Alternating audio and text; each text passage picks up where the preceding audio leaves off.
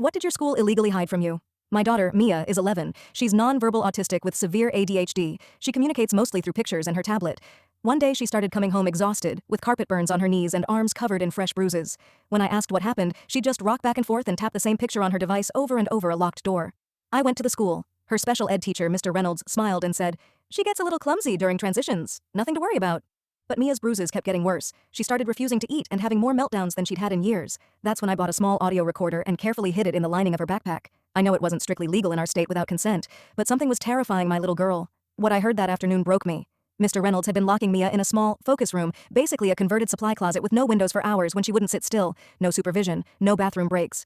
I heard her crying and banging on the door. Then I heard the worst part. During one meltdown, instead of helping her regulate, staff held her down in a restraint that pressed on her chest. She was struggling to breathe. One aide laughed and said, "She'll learn to behave if she wants out." They even denied her medication when she needed it, saying it was just attention-seeking.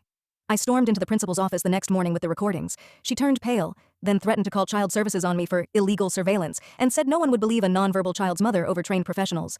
That night, I showed up at the school board meeting. When it was my turn, I played the worst clips on speaker. The room went completely silent except for Mia's cries. Parents were in tears. Board members looked horrified. The superintendent tried to shut it down and offered me a confidential settlement to make it go away. I said no. A local investigative reporter in the audience who had a niece on the spectrum recorded everything. The story blew up overnight. Other parents came forward with similar stories. Turns out this focus room had been used for years on special needs kids. Mr. Reynolds was fired and later charged with child endangerment. The principal and 2 aides were removed. The district paid out millions to affected families. And best of all, the state passed Mia's law requiring audio-visual monitoring in all special education rooms and mandatory training on restraint alternatives. Mia is 13 now. She's in a new school with actual support. Last month she used her tablet to give a short presentation at a disability advocacy event.